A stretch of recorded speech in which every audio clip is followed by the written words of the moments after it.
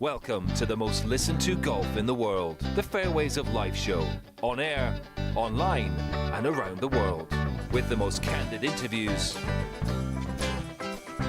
unforgettable stories, taking you beyond the ropes. Here's your host, New York Times best-selling author Matt Adams. Well, it was definitely different than when we first played. Lessons learned the hard way.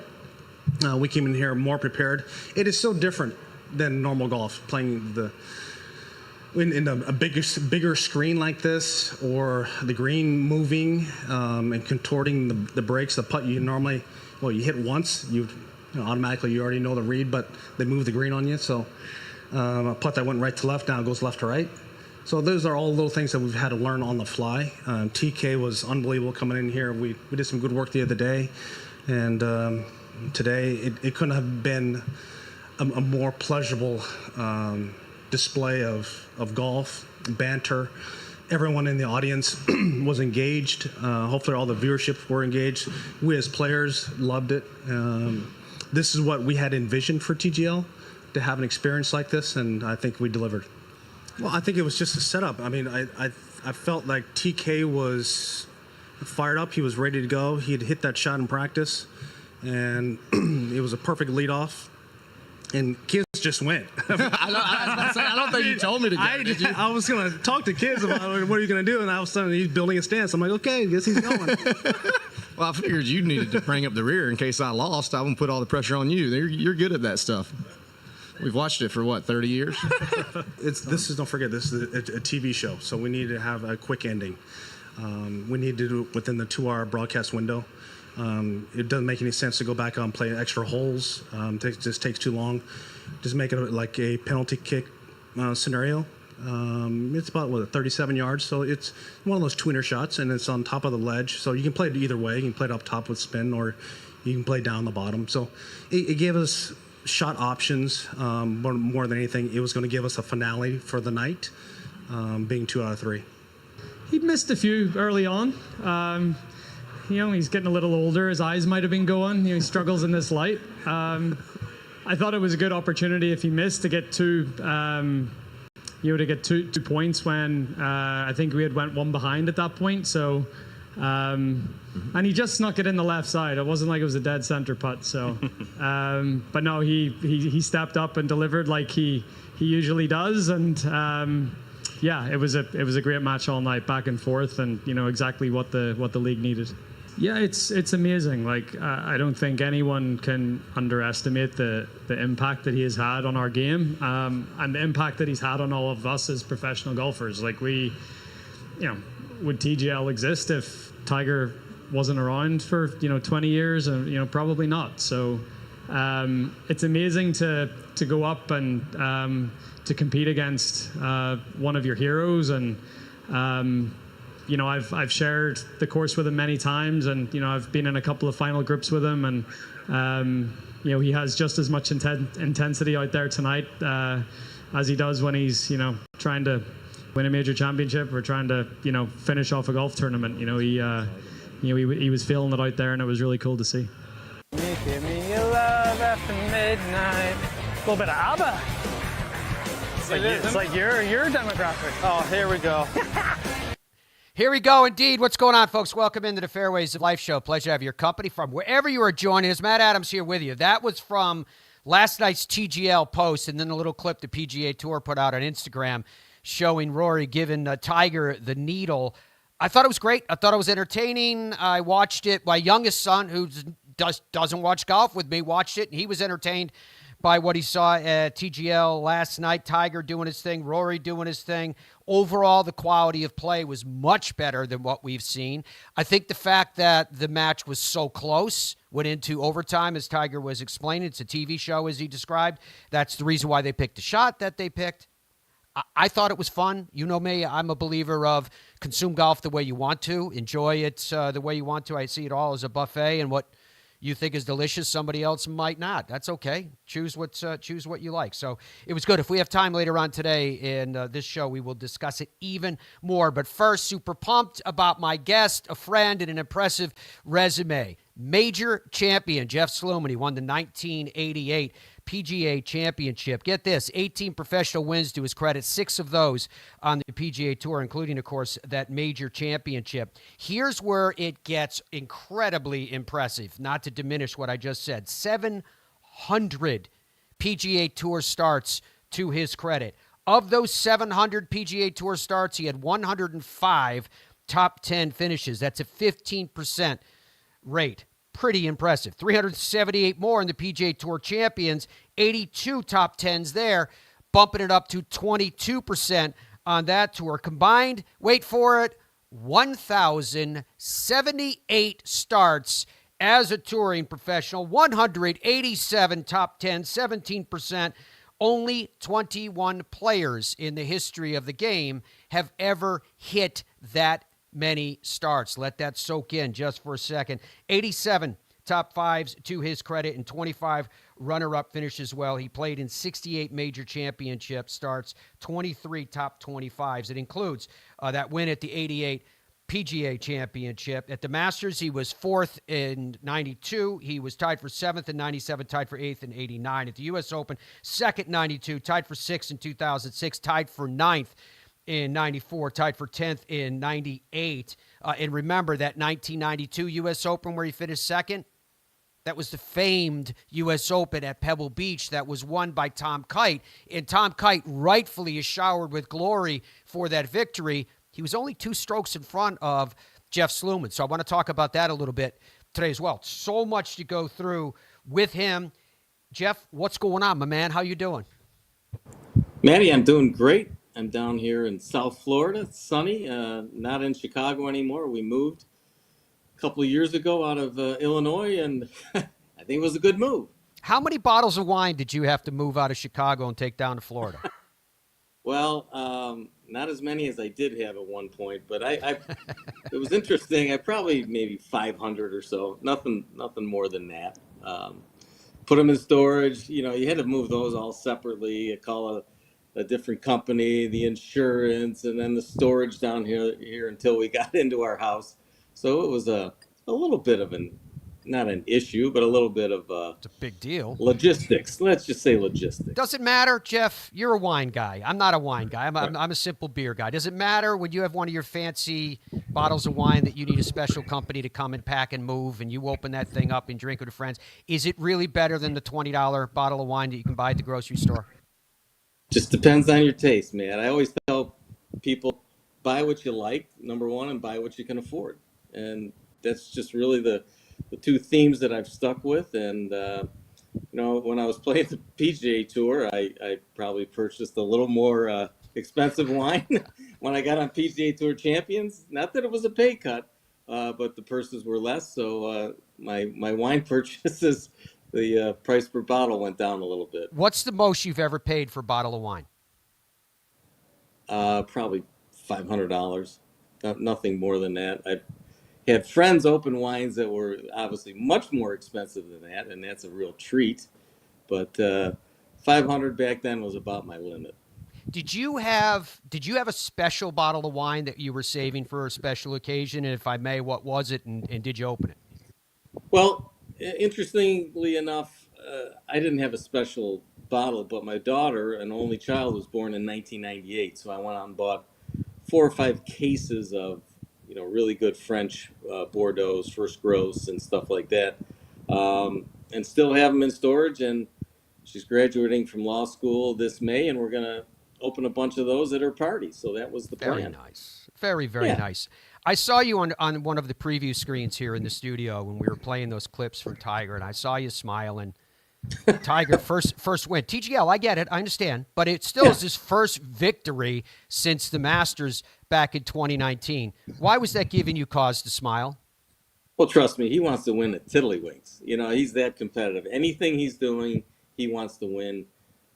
Great to see him with a smile on his face and talking about how important this is. And, they're at the infant stages of this. And I got to see the the stadium, I guess you could call it, about 3 weeks before the initial ball was struck.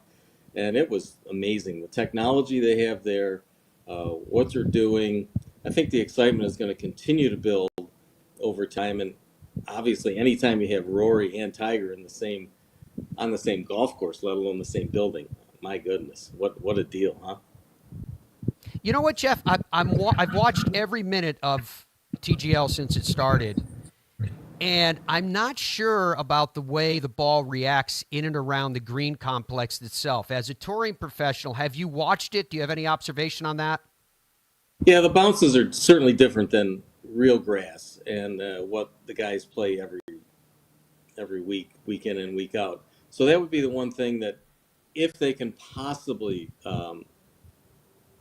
get over that technology and figure out a different way for the ball to bounce more like a true grass green, I think that would be great.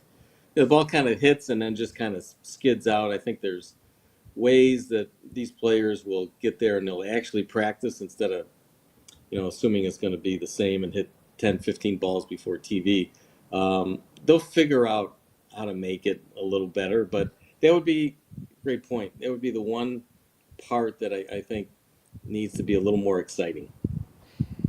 When Tiger burst on the scene, late 1990s, were you annoyed by Tiger and the A game and all that? That's an interesting question. I don't think anybody's ever asked me that. I had a little bit more of a inside take with him because I was taught by Craig Harmon, and of course Butch was teaching Tiger, so I got to meet him actually the year before at the U.S. Open at Oakland Hills. And nice kid, and I showed him something I was doing on the chipping green to really focus my energy on where I wanted the ball to land. It was a 15, 20-foot chip shot, and you had to swish it in the hole. So I hit it, and I said, my chipping is over, and he kind of looked at me. He said, well, I'm going to do that, and about 3 shots later as I was walking, just did it, Slu. So, anything to get him to do something different in golf. And then I watched him practice later on in Vegas that year, actually in 97, how he practiced. And he followed this bird that was on the range. And the bird kept moving because he kept hitting a ball, towards the bird, but not trying to hit the bird. And the ball landed every time about 3 yards left of the bird, and the bird had jumped to the right. And then he, a little 5 yards longer. And, just he has an idea what he wants to do and how to make it fun. So that was interesting to watch. But getting back to the A game and that was a little off-putting, I think, to most of the players until you saw him play and you realized he can win with a C-minus game. He was that good. It's amazing stuff. Jeff Sluman is our guest. We're going to continue with Jeff. You just heard him mention, Craig, the stories of the Harmons I'm talking about, Dad, the boys, are absolutely classic, and they take us right back into the era at the height of the likes of Ben Hogan and Sam Snead and more. That is the bridge that Jeff Sluman occupies, because when he came out on the PGA Tour, the likes of Jack Nicklaus were still teeing up. Remember, when Jeff won his major championship, Jack had won his last only 2 years prior.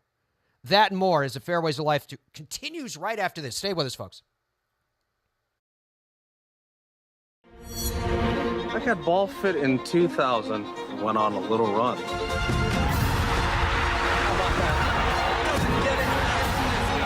Then Bridgestone fit me again, and I went on another run.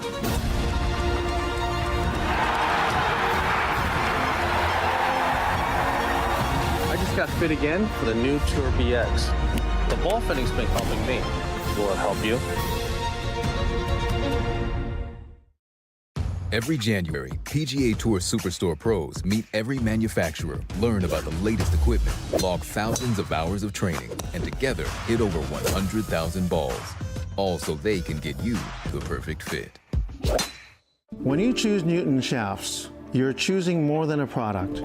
You're choosing innovation, pride, and excellence right here in America. We pay attention to the minutest of details and you can feel that in the performance of our shafts. I think when you're training for other sports, or why most people go to the gym is so that they can have muscles and be strong and be healthy.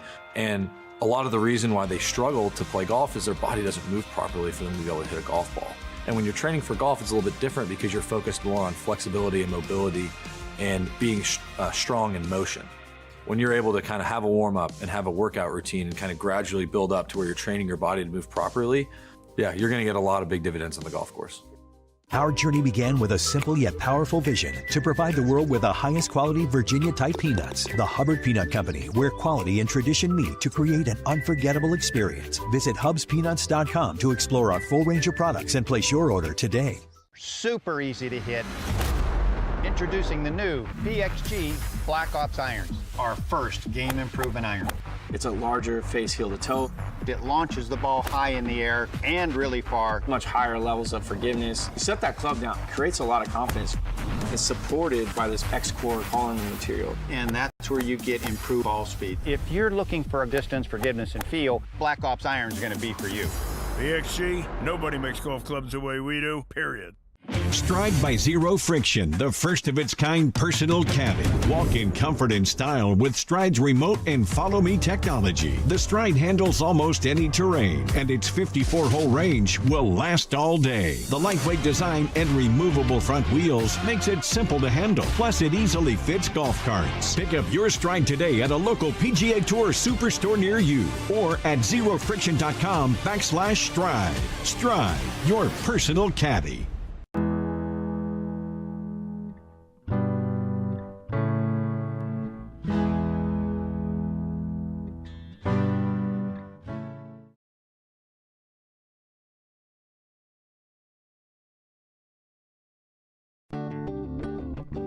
Welcome back to the Fairways of Life show. Oh, the stage is set at Pebble Beach. What a stage it was at 92. We're going to talk to Jeff Sluman about that. Finished second by 2 behind Tom Kite that year. Sluman is a major champion in his own right, 1988. Jeff, what was it like in the early days for you being out on tour? Did you do the thing where you were staying with families, trying to find cheap hotels, rooming with anybody to try to control the costs? Oh, absolutely. Back then, first of all, I couldn't believe that I was playing. I think it was Atlanta was one of my first events. It was a $400,000 purse. I was like, oh my gosh, that's $72,000 to the winner. That's unbelievable. I had never played in anything that big.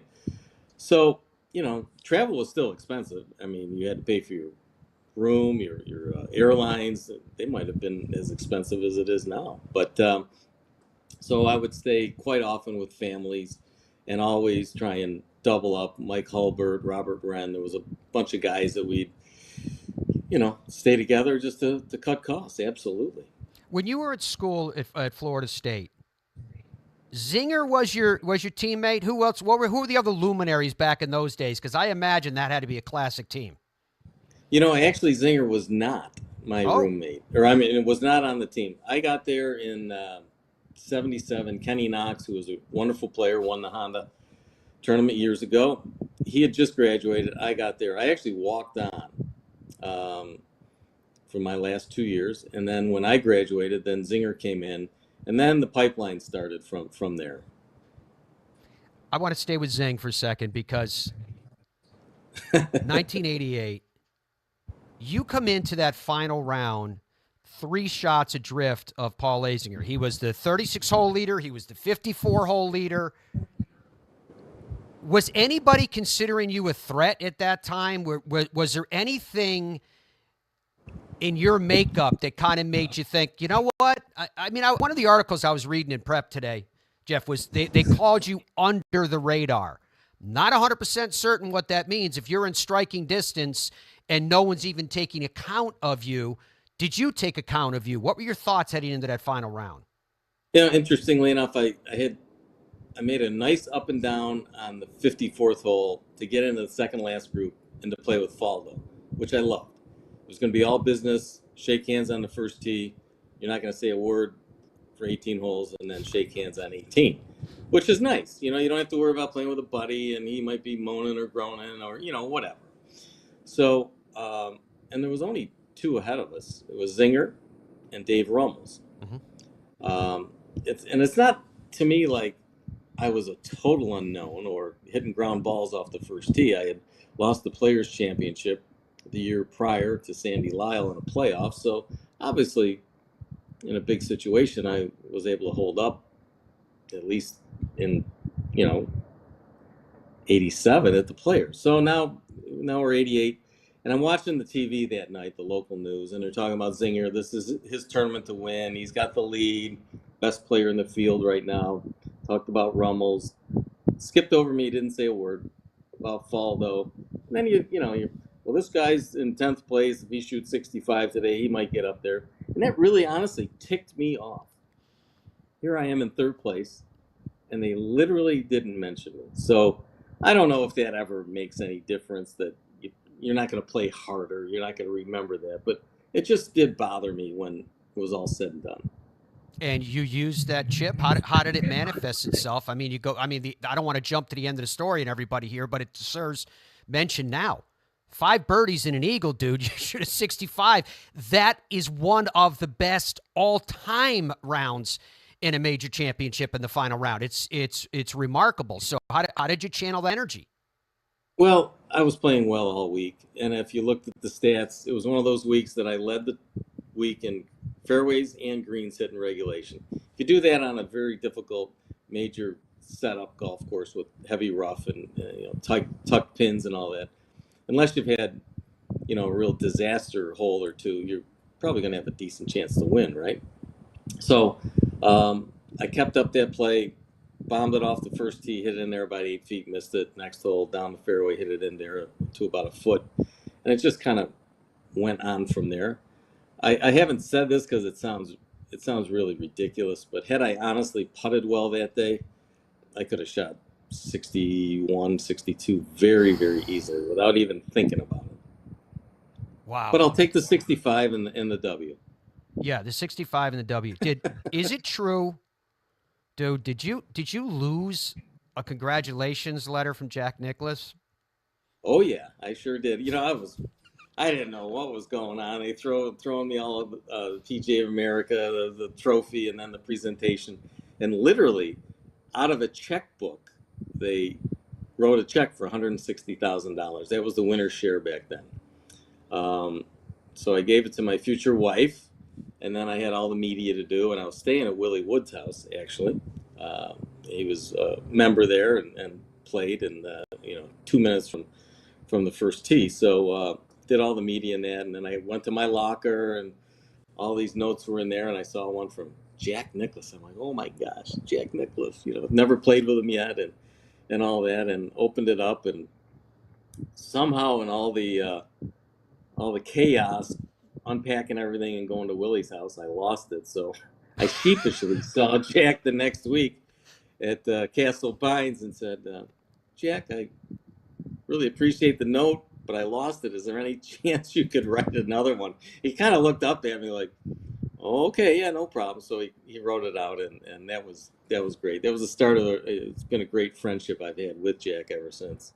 Do you keep memorabilia? I mean, especially since you just recently did a move, I assume that question's even more acute. Is there stuff that you keep and display? Yeah, notes from Jack. Arnold would write a note if you've won an event. A couple of notes from Byron Nelson. Oh. I met Lord Byron a number of times, obviously, at his tournament in Dallas, and he came out one time to watch me the following week at Colonial, and my caddy, this was pretty funny. My caddy said, "Look who's watching," and I looked over. I said, "Who?" And he said, "Byron's out here." I said, "Oh, I got to hit a great shot on 18 now for him." And I wheel hooked that thing, double crossed it in the water so quick. I didn't know what to do. It's just funny how your mind thinks. And that was one of the things that I remembered. Just now, how am I going to ever impress Byron Nelson, right? I mean, the winner of 11 tournaments in a row and all that. But he was such a gentleman. It was, a kid coming from Rochester, New York, and just to meet these guys in my lifetime, I really, you can pinch me because it's been unbelievable.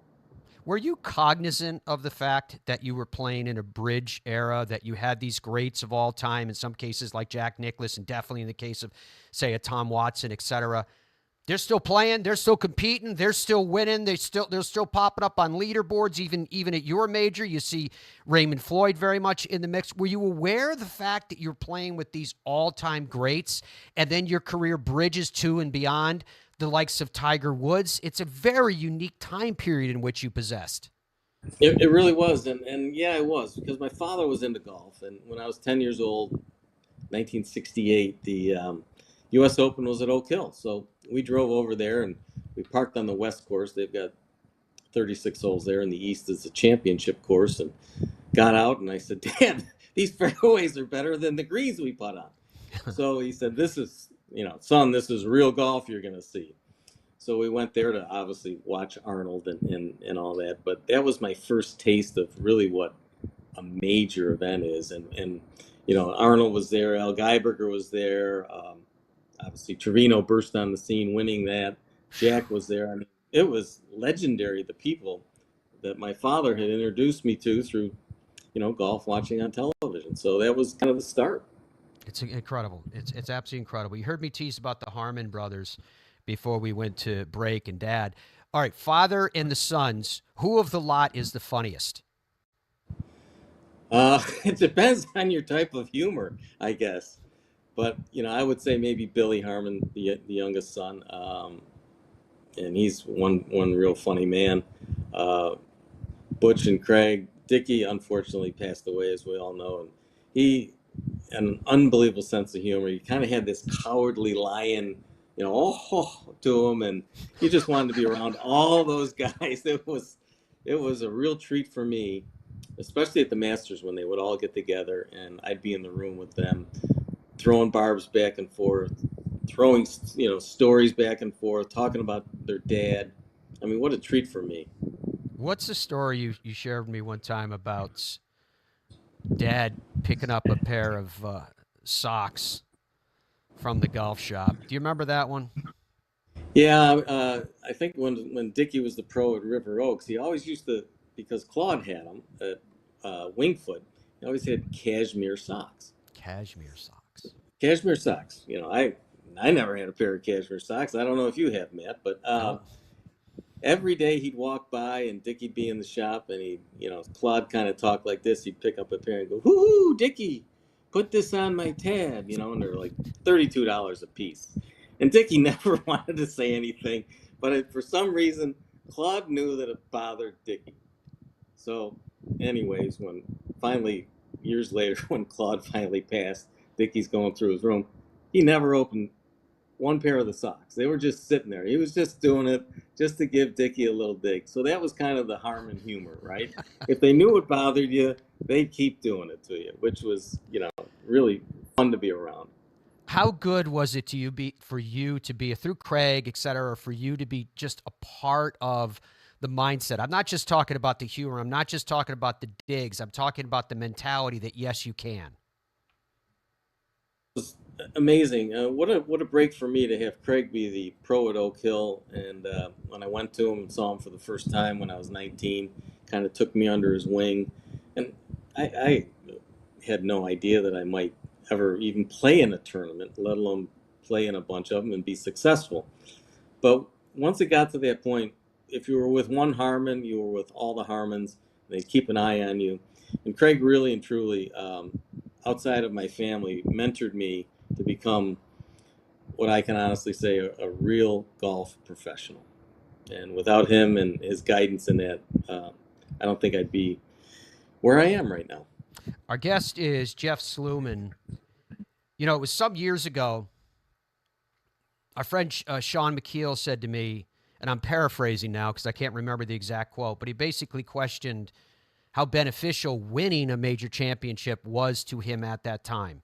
Because with it, it carries a tremendous amount of weight, of pressure, of expectation. Some of it, maybe a lot of it, in fairness, is from outside of you, but I think the vast majority is from within. That's a path I want to go down when we come back, and about the competitive makeup that made Jeff Sluman not only a major champion, but a multiple-time winner on multiple tours as we continue in the Fairways of Life show right after this. In Ireland, golf is more than just a game.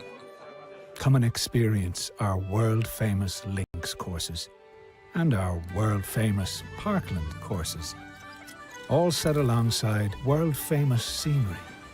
And visit our world-famous historic sites. And while you're here, enjoy our world-famous hospitality. Fill your heart with Ireland at ireland.com/golf. Ben Hogan Golf Equipment is back. Established in 1953, we serve golfers who demand excellence of their equipment. Designed by the game's best engineers, forged in the world's best foundries, and built to order in the USA. Don't settle for off-the-rack disappointment. Elevate your game with custom clubs at direct-to-consumer pricing. Exclusively at benhogangolf.com. That's benhogangolf.com. The best feeling iron I've ever hit. Introducing the new Gen 7 irons, the greatest leap forward in irons technology, in performance, in PXG history. Our new quantum core material explodes off the face. Are you kidding me? The Gen 7 irons deliver groundbreaking new levels of forgiveness, speed, distance, and feel. That's what I'm talking about right there. Look at that trajectory. Just phenomenal. Gen 7. It doesn't get any better. PXG, nobody makes golf clubs the way we do, period. Baseball? Nah. Football? Done it. I think I'm going to go after the PGA Tour. Playing on the PGA Tour is not easy. But you know what is easy? Hitting the 524 series from Tour Edge. Hitting linebackers and home runs used to be easy. Out here, you're going to need all the easy you can get. Introducing the 524 series from Tour Edge. The easiest clubs you'll ever hit. Even the best players in the world can use a little easy. I like the sound of that. Look out, PGA Tour. Pound for pound, nothing comes close. What would your ultimate golf experience be like? Just you and a friend? Or would you round up some buddies for a foursome? Just one day? Or an entire week? There's a good chance your ultimate golf experience could be Michigan's magnificent 10. 10 incredible courses set among 3 remarkable resorts. See for yourself. Book your ultimate golf experience today. Our journey began with a simple yet powerful vision to provide the world with the highest quality Virginia-type peanuts. The Hubbard Peanut Company, where quality and tradition meet to create an unforgettable experience. Visit hubspeanuts.com to explore our full range of products and place your order today. Every January, PGA Tour Superstore pros meet every manufacturer, learn about the latest equipment, log thousands of hours of training, and together hit over 100,000 balls. All so they can get you the perfect fit. When you choose Newton shafts, you're choosing more than a product.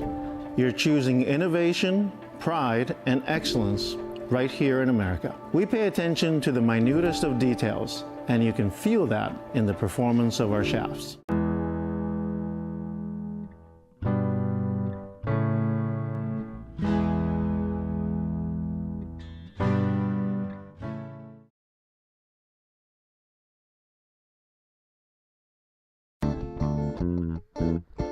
Our guest is Jeff Sluman, 1988 PGA champion. So, Jeff, when you're talking to us and that little like cartoon thumbs up hand comes up on the screen, what is that? Is that like you get an email or something? I have no idea what it is. All right, don't fix it though, so you'll disconnect it. No. So don't mess around with it. I'm not touching anything. This is All right, not my bag. All right, so you break through in 1988. You're now a major champion. How did it change you up here? What were your expectations upon yourself? Did it help you win the next time, or was that a bridge you had to again cross? It was a monument for me to cross. You wanted to win again. You wanted to win quickly, right? And golf is not that way. So I was very hard on myself. My friends that were out there would hear me talking to myself or at dinner, and thumbs up. I just, really wasn't kind to myself, and I beat myself into a little bit of a hole at times. But Is I that kept you? playing. Was that Jeff? Yeah. Was that who you normally were? Like you were hard on yourself. You'd say this Yeah, and that, and or was that something new? I was really hard on myself my entire career. And then as time went on and I had not won, you can't help but read things and hear things. And, he was a one hit wonder, he's and this isn't a bad thing, but he was the Orville Moody of the 90s. And, you just kind of say, it's not like I was playing bad golf. I think between winning and then winning in 97 in Tucson, I lost 6 playoffs. So it wasn't, like I said, it wasn't like I was playing poor golf, but I didn't get the win. And that's what you're trying to do every week when you're out on tour. You tee it up, you're trying to win. And although there was some solace in making a lot of money and a lot of top 10s and being a top 30 player, I wanted to win. And 9 years in between, that's a long time to go. And there's a lot of late night chats with yourself that what's it going to take? Yeah, I remember we were talking about Paul Azinger, him saying to me one time, when you have confidence, you never think you're going to lose it. When you lose it, you never think you're going to get it back. How low were the lows for Jeff Sluman? I went through a really bad time. I kind of had the driver yips, frankly, in early 94. Played poorly in 93, but 94 was the pinnacle of bad play off the tee. And I was pretty convinced that my game was done. I wasn't going to get it back. It was that bad. But I just kept working and working and working, and then finally got out of it. And then got some stressful situations that it showed up real late in the 4th round. But it wasn't the nerves on the first tee of Thursday that I had anymore. So I did get through it, but that was honestly a tough 12 to 18 months from 93 through mid 94. What do you think pulled you out of not only that stretch, but through in 2 victory? He ended up winning a total of 6 times on the PGA Tour, which is incredible when you get right down to it, including that major championship. What do you feel pulled you through? Was it as Craig Harmon described you, your bulldog mentality? Was it because now all of a sudden later on you're becoming a father? What was the combination? What was the recipe for you to save yourself? Well, I was a little easier on myself as time progressed, but I've always had that kind of that imposter syndrome, right? Boy, does everybody or anybody know around here that I don't think I'm really that good? But your peers would tell you, and your friends, hey, you're an unbelievable player. Just go out and relax and go play the game. Let the game come to you and stuff like that. And so as I got older, a little more mature, becoming a father, husband, and everything, that kind of got me on a much more even keel. I remember people watching me and say, boy, you look really calm and cool and collected out there. Well, I was actually a bag of nerves, but you kind of got to hide those. And I remember a conversation with Tiger when he came over to the house for dinner during one of the Western Opens. And I said, boy, it really looks like you're calm and cool and everything. He says, no, I'm nervous. I said, you are? He said, yeah, but I know everybody else is more nervous than me. So that kind of calms me down. So, you kind of figure out mentally where it helps you. And but I got through a tough period and then became even a better player as I reached my late 30s and early 40s. Did you ever get any similar pearls of wisdom, either in words or in observation of the likes of Jack Nicklaus or Arnold Palmer? No, not really, because I was not that type of, I shouldn't say player, I wasn't that type of person that I would go up to either of them, although they would have, embraced if I did. But I wasn't that type of person that was going to go up and unload my my issues of trying to finish a golf tournament on them. I just said, I got to figure this out on my own, and finally did. Speaking about a period just prior to that, which you described, in which you had it pretty well figured out, all due respect to your 1988, win at the PGA Championship, because what you did was mind-blowing. We just talked about that. One of the greatest final rounds of all time, and frankly doesn't get the credit that it deserves. In 1992 at the U.S. Open, you finished second to Tom Kite at Pebble Beach, only 2 shots behind him. I bet if I did it, I'm guessing that a lot of people know that Tom Kite won the 1992 U.S. Open, but if I ask him a question who finished second, not too many people usually get those questions right, not just about that U.S. Open or about any, but in fairness, your 2 shots behind finish of Kite was remarkable. What do you remember about that final round when it was so brutal? Well, the final round, I played a good Saturday round and kind of got me up the leaderboard as conditions worsened on Saturday. And then we knew Sunday was going to be a brutal day. The greens were rock hard as it was on Saturday. And then, low humidity, very windy, 20 to 35 mile an hour winds. It was only 60 degrees. So we knew it was going to be a brutal day. And I just went out and played golf the way I was taught to be played, and I like those conditions. I like to keep the ball down in the wind and keep it close to the ground. But it was some kind of day. Example, you watch Pebble Beach this week. The guys are going to be hitting a 60-degree wedge, most probably on the 7th hole. But there you go. I hit 6-iron that day. Whoa. I mean, I tell people 6-iron, and they start laughing. I said, no. I mean, I hit a 6-iron. Now, it wasn't a full blasted up in the air, but that was the club to keep it down with the wind, how it was howling. And I hit it pin high to the right, didn't hit it in the right bunker, but chipped it up there to about a foot and made it. But the greens were rock hard. You weren't leaving a ball mark. The golf course was incredibly difficult. Guys were shooting mid-80s, and I was the one guy that shot under par. I think I birdied 2 in 18. I hit it in on 18 to about a foot, and then I bogeyed number 9, I think. And that was it. But, really a wonderful round. And Azinger I read a quote for him later, I think the next tournament was in Westchester. He said, if anybody breaks par in the afternoon, I'm going to quit the game of golf. So I see him and I said, so when are you announcing your retirement? And he went, Slowly, how the hell did you do that?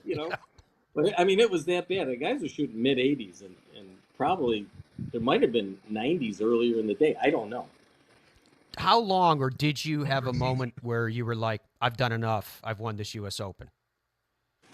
I never thought that.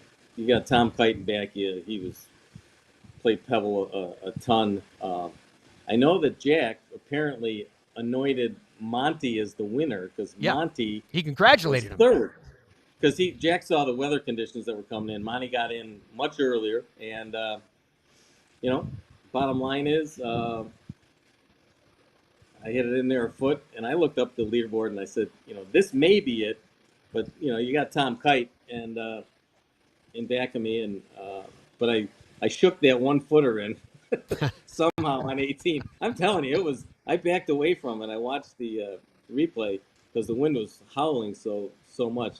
You could easily miss a 1-foot to 18-inch putt that week. But Tom played great, and I tell people, I played well enough to win. But for Tom Kite to get up on 18, left to right, hard wind, and take driver out and win the U.S. Open, my hat's off to him. Unbelievable. Our conversation with Jeff Sluman will continue right after this, folks. I always like to go down the road of, if you could go back and talk to your 12-year-old self, would they be proud of what you have accomplished? Did you set out and do what that 12-year-old self had hoped for? That and more. I also want to ask Jeff if we have time about Team USA and the various iterations and his involvement with the same. That and more as Fairways Life Show continues. I got ball fit in 2000 and went on a little run.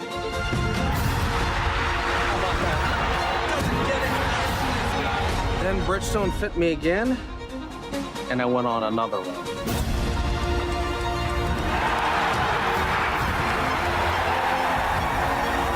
I just got fit again for the new Tour BX. The ball fitting's been helping me. Will it help you? What would your ultimate golf experience be like? Just you and a friend? Or would you round up some buddies for a foursome? Just one day? Or an entire week?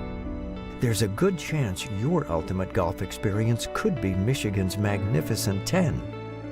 10 incredible courses set among 3 remarkable resorts. See for yourself.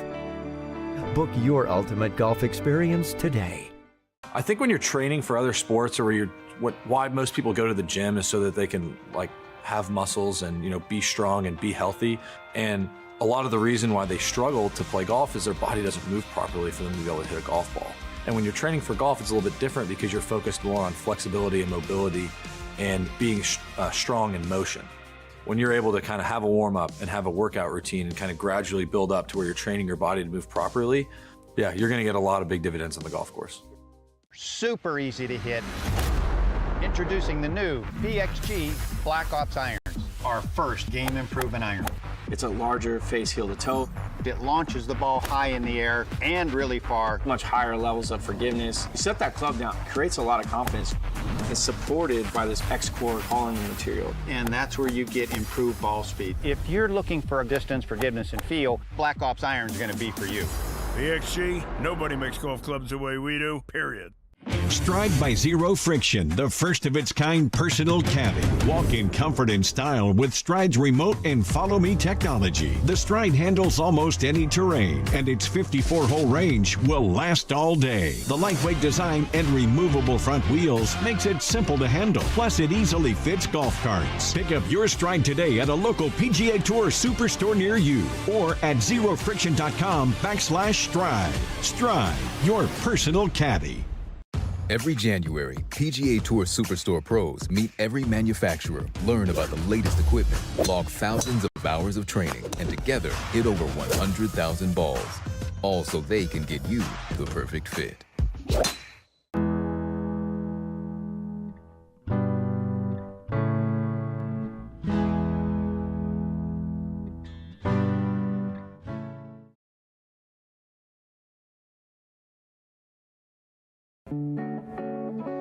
So the Fairways of Life show is live and available for free around the world on our Fairways of Life YouTube channel.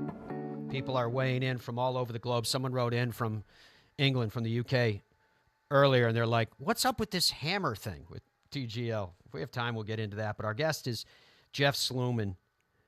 So, Slu, what do you think? 12-year-old you. Did you have a dream of doing what you did? Would the 12-year-old you be proud of who and what you became? 100%. Yeah. I think you all dream. 10 years old, 12 years old, you're on the putting green. This, we all did it. This putt's to win the U.S. Open. This is to win the Masters. This is to win the PGA. I did it, and I can say I did it the right way. I grounded out, mini toured, played the Asian tour. I kept getting better and better, and nothing in golf is ever given to you, right? So I earned it, and having the Harmons under my wing, like I said, I think I did it the right way. To have 1,078 starts, the vast majority on the PGA Tour, than the balance on the PGA Tour champions, is that luck? Is it to be able to play that? Is that your golf swing that you didn't put stress on the spine? To what do you account that? I think there's some good fortune not to be injured. I've never had a, knock on wood, a surgery. You're sore and you're tired, and your ligaments and your knees, your wrists, your elbows, and stuff like that. But I managed somehow to, stay healthy through that. I had a desire. I wanted to play. It was funny, a couple of years ago, at the very beginning, I played over at Medalist, and Craig was watching Ricky Fowler for Butch, because Butch was back in Vegas. So we all teed it up, and I said, hey, Ricky, let's do a numbers game. I said, you turned pro at 20, right? He said, yeah. I said, you ever thought of, I said, because I've got over 1,000 at that time career starts. I said, if you played 25 events every year for the next 40 years, you'd get to 1,060. And he kind of looked at me like, you're crazy. Nobody would ever do that anymore. But my generation, we did it. We love playing. We love supporting the tour, traveling around the country. It was a dream. And I pinch myself even to this day and say how many years that I was able to do it and do it well. Is that, and I mean this with all due respect, my friend, is that a kind of get off my grass type moment where you look at it and go, you know, you were pounding golf balls into the dirt, probably a lot harder golf ball into a smaller target relative to the equipment, et cetera. And then you hear players today wouldn't do that. You know, it's like you talk to the old pitchers in Major League and they were able to pitch on less rest, et cetera. The athlete hasn't really changed. You either go out there and pound it away or not. Is there some element of that where you look at it and go, and again, I'm not trying to put words in your mouth. I'm just trying to understand that today's players by comparison are a little soft. Well, I wouldn't go that far. I would say I didn't think you would. I think they play differently, you know, and there's different torque and on their bodies than us. I mean, I started with a wooden club, steel shaft, and a lot of ball. And it was more on, I shouldn't say finesse, but it was more on getting the ball in play, working the ball around the golf course. The game has changed, and every sport has changed, right? And golf has changed along with it. And guys hit it longer, they swing differently to be able to do that. At times there's a little more travel involved. So, you know, they're doing it the right way. They want to have the longest, most productive careers. So if they feel that less tournaments, that's fine. It's my hat's off to them. They're doing a great job.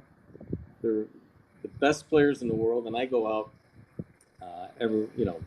a few times a year and watch them play, and it boggles my mind how good they are and how far they hit it, and they're doing something right. I wish I could hit it one day like they all hit it now, but that's not going to happen for me, I can tell you.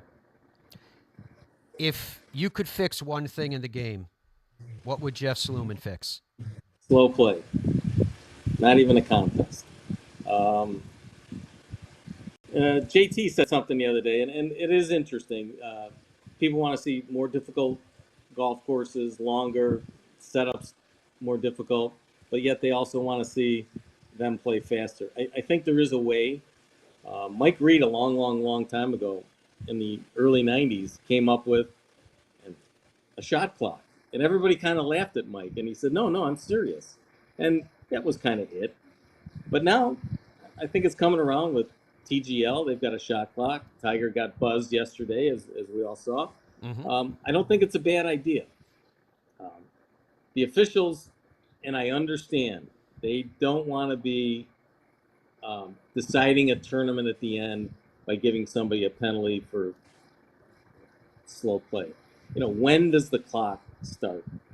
It's a bit tough, but if you did have some sort of shot clock out there that was available for you or your caddy to see, that the players would adapt very, very quickly, and the caddies would know where the shot clock is, and you know, maybe you get to call 2 timeouts if the shot is, you know, the wind's gusting or whatever, but there's got to be a way to speed up play. It's helpful for everybody involved in the game, from spectators, broadcasters, players. I think we've got to do something. I just don't know how.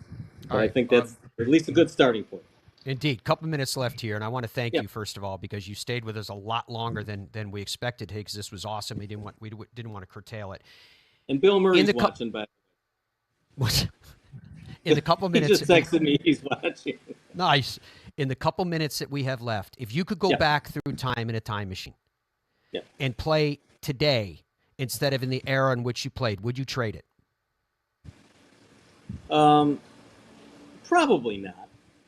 If anything, I would have loved to have gone into the era of the Snead, Hogan, Palmer when he first came out, Nicholas. That would have been a great time to play. I think the guys were closer. They barnstormed together. They all traveled by car together. That was my first kind of thought with the tour from my father, and that's how they all did it back then. I think that would have been a pretty cool time to play.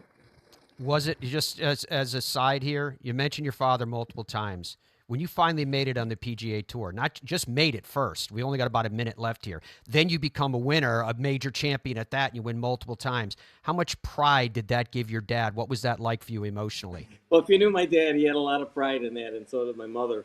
And they loved to come to tournaments. We loved having them there. I wish they were around, which they're not now, to watch me play, but they sure enjoyed my success as my two brothers did, and I had a great family and wouldn't be here without them. You were one of the classics of the game, my friend. Thumbs up to you. It's been fun talking to you today. We very much appreciate all the time that you have given us. Looking forward to working with you down the road, too, when we do PGA Tour Live as well. Jeff, all the best to you. Thank you so much. Thanks. Appreciate it. Yeah, it was fun. And to all of you guys, thank you for your company again today. I mean, the reason why we started this show almost 20 years ago was to do exactly what we did today, to give you guys a chance to hear from your heroes and realize everybody is human. Everybody has their trials, their tribulations, and hopefully their triumphs too. And I hope that you have plenty of those until we are together again. Be well and goodbye for now.